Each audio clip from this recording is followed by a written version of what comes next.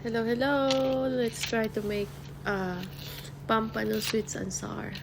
So, number 1 ingredients, yung onion, garlic, ginger, tapos nilalagyan ko siya ng carrots, and vinegar, salt, pepper, and ano pa ba?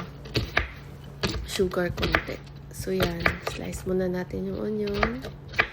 And then, gisahin natin, i-fry natin yung pampano.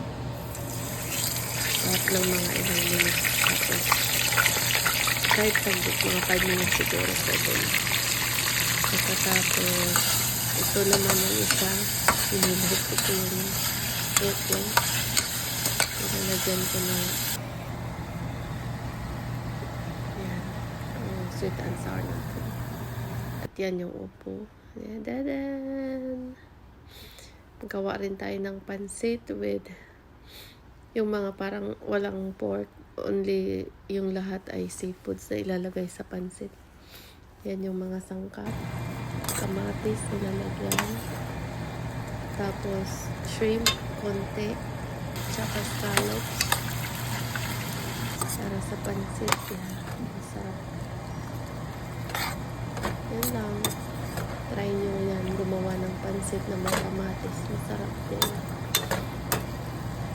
Tsaka tofu. Tadan! Thanks for watching.